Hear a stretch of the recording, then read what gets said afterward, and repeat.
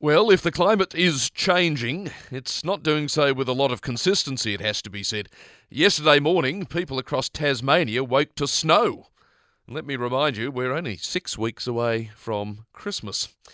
But the lack of consistency extends to the manner in which different nations have pledged to address their CO2 footprint, which is said to be the root cause of the problem. As the recent conference in Glasgow showed, some nations are determined to do away with coal, others not. Some are determined to address their methane output, others are not. And then there's a group of nations in between which have got their hand out asking for money from the developed world. But in this whole moving feast, some of it palatable, some of it will give you a terrible case of digestion, Australia has its own particular issues in play, and one of them concerns our 2030 reduction targets.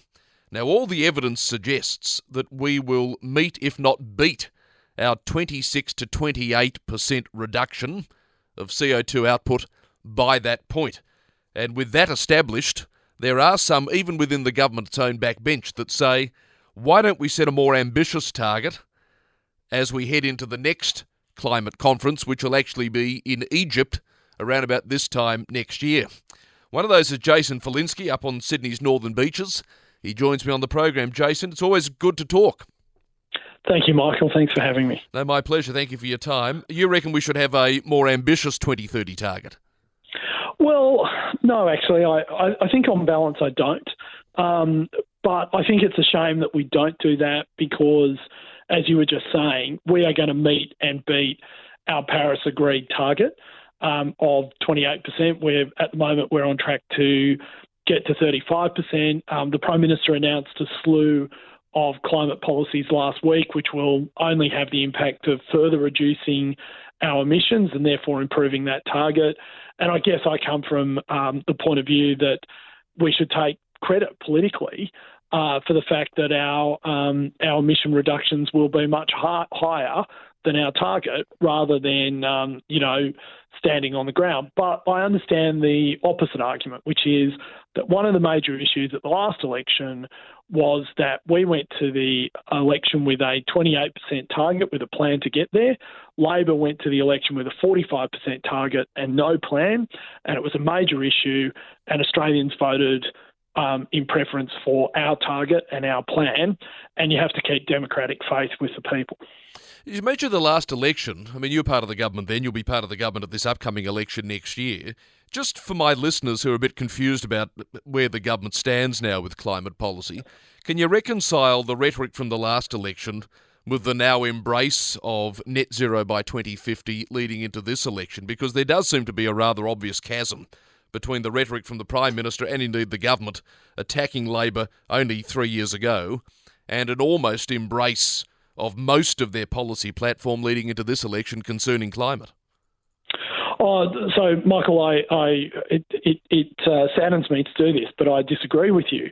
At the last election, the issue was the targets for 2030, and we had signed up to a 28% target at the Paris COP, and basically you will remember at the last election that the left, from independents like Zali Steggall to the Greens to the Labor Party, were all saying we're not going to meet this 28% target. There's no way we're going to reach there. Now, of course, we know in 2021 that we will not only meet that target, we'll exceed it by probably 7%. And as I say, every year we keep going, we keep updating those projections, and the emission reductions keep going up. So by the time we get to 2030, who knows what our reduction will have been. But there was no mention at the last election about net zero. That first came into play at the COP25, which was in Madrid, which was just after the election. And that's when there was a critical turning point, when people realised, actually, if we need to get to net zero globally, and the only way we'll be able to do that is with long-term planning. And that meant signing up to net zero at 2050. And of course, that means significant investments in technologies and roadmaps and actually reorienting people's economies and decision making around that goal. And that can't be achieved by the end of this decade. That can only be achieved with long-term planning. And that's when that came into play, which was round about November 2019. Certainly going to need time, isn't it? Just on net zero, I mean, I was reading a piece by Graham Lloyd, who I think often writes with great sobriety in The Australian on these matters. And one of the figures that kept getting pushed around at Glasgow wasn't net zero or 1.5 Celsius by 2030 or indeed stuff by 2050. It was the figure of 1.3 trillion. Of course, I'm talking US dollars. And that's the demand that was put at Glasgow, that rich countries gift it to the developing world every year from 2030 onwards. Australia would have to pay a percentage of that. I mean, are we in a position to do that? We're not. And look, I think if I'm being terribly blunt, COP26 showed the limit of government action when it comes to climate change. And a lot of very smart people have been writing about this, people like Bill Gates, when you look at the International Energy Agency report, etc. And what they basically come to very quickly is that, to use the Prime Minister's phrase, this is only going to get done with can-do capitalism, not must-do government. So we are only going to succeed in getting to carbon neutrality by 2050, if not before, by actually making clean energy, clean products, far more the economically sensible choice over legacy technologies we have at the moment. And that's why technology, deployment and development of technology is what's going to get there. These sorts of cross-subsidies of $1.3 trillion between rich and developing nations, that's not going to work. We all know that. Well, part of the problem is the definition of a developing nation, isn't it? When you've got countries like China saying, oh, well, we're developing, even though they're the world's second biggest economy. You've got Poland, who have just decided overnight they're all of a sudden a developing country because they can get a couple of bucks out of this and stretch out how long they use coal under the agreement. I mean, this is part of the problem, isn't it? It is precisely the problem, and I go back to global poverty. So between 1945 and 1990, we spent the equivalent of trillions of dollars on global poverty programs, mostly administered by the United Nations, but often by other agencies. And simply put, it did not shift the needle on global poverty. Then around about the late 80s, with the Thatcher and Reagan revolution, free trade became the normative standard globally. And it was through free trade that we have lifted literally billions of people out of abject poverty into a global middle class. And when I say poverty, sometimes in Australia we think poverty is when you can't afford the second flat screen TV. This is poverty where people were having to choose between feeding themselves and feeding their children. And it was free trade that managed to lift those people out of poverty into a relative middle class and standards where they can start planning their lives.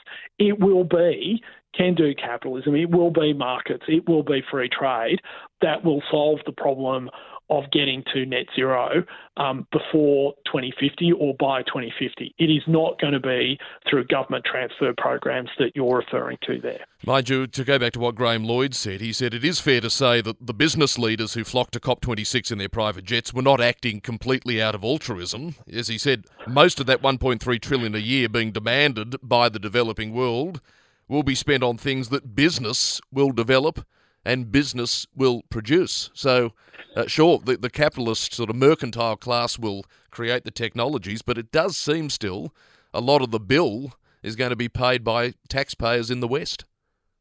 Well, look, I sincerely don't believe there will be a bill, no doubt, but I sincerely don't believe that is what is going to shift the dial on this challenge.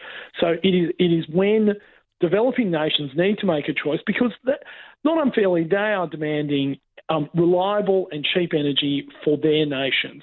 The same sort of energy that we use to develop our nation that gave us the sort of economic opportunities that people like you and I and most Australians take for granted.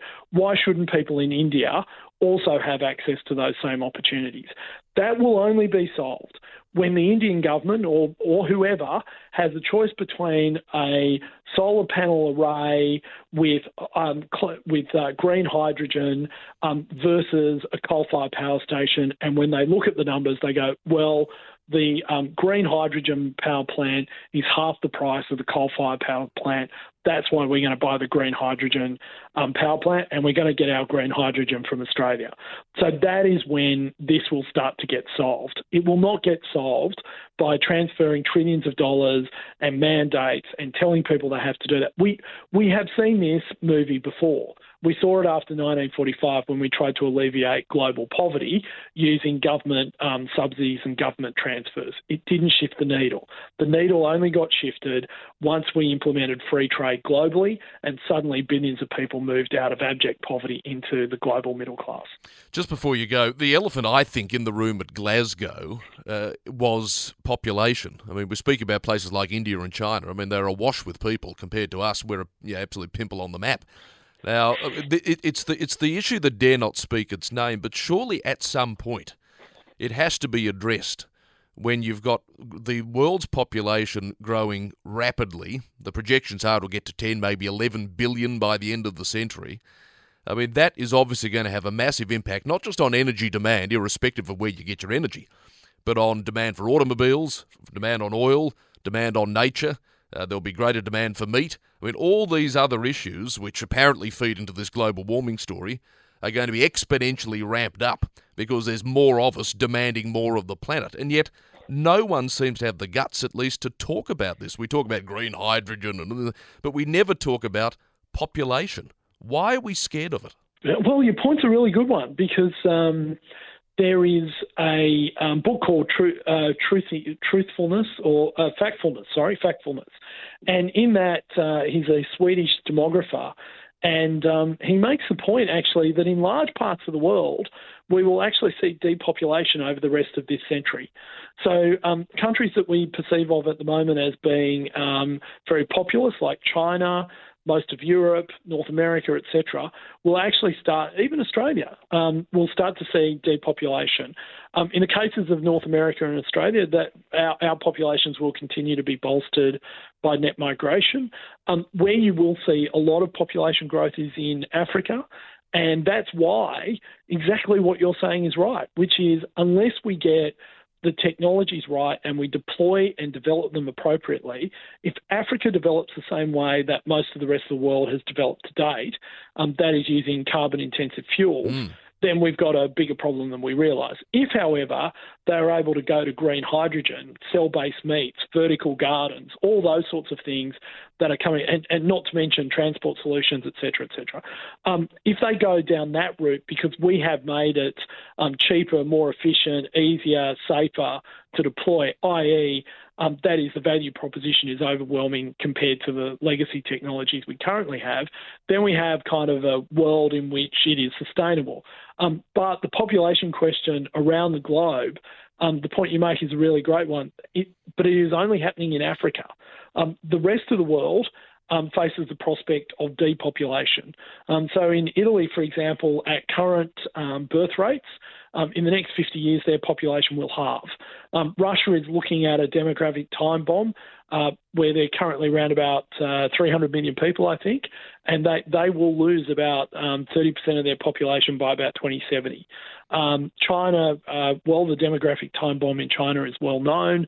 Just recently, they got rid of the one-child policy, which they'd already amended to the two-child policy, and that has hit them very rapidly. So that is, where human reproduction is actually happening will be focused very much on Africa over the next, for the rest of this century. And most other regions in the rest of the world will see either stable population or decreases in their population. It's going to be a fascinating ride over the next 50 years. Great to have you on the program as always. Thank you, Jason. Thanks, Michael. Really appreciate your time. Jason Falinski there, the Liberal member for Mackellar.